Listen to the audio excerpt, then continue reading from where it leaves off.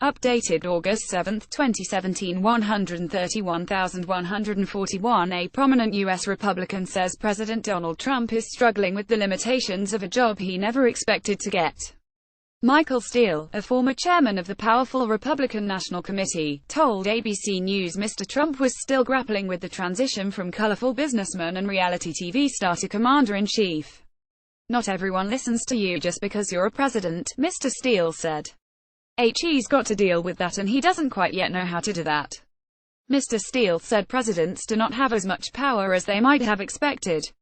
You have 535 members of Congress who have a different view.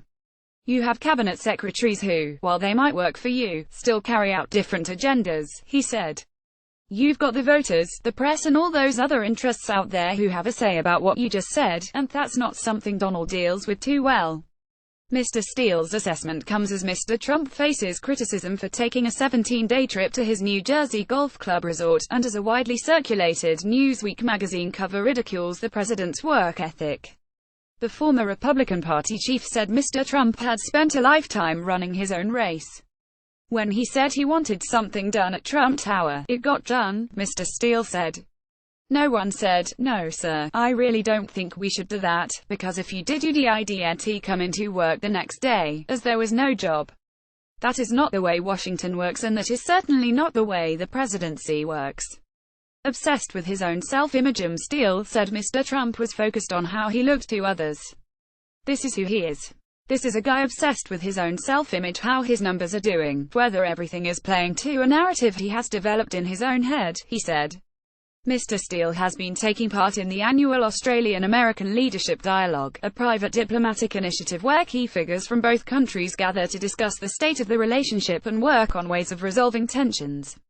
It is fair to say that phone call between Malcolm Turnbull and Mr. Trump was widely discussed over the two-day session last week.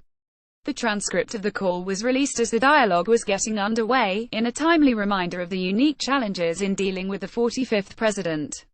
Despite his concerns about Mr. Trump's behavior, and despite the various investigations now underway in Washington, Mr. Steele believed the president would see out his four-year term. "I think the president will be here for as long as he wants to be here," he said. "At the end of the day he is going to control a whole lot more than people hope. He's not going anywhere." Republican and Democrat officials at the Leadership Dialogue were keen to stress the U.S.-Australia relationship was still very much on track, despite the bumpy start between the PM and the president. Colorado Democratic Congressman Ed Perlmutter said although Mr. Trump was creating great anxiety in the U.S. and around the world, America's allies should not be overly concerned. "There's a lot of noise at the top, which is distracting, but the friendship and relationship we have with Australia is, in my opinion, second to none," he said.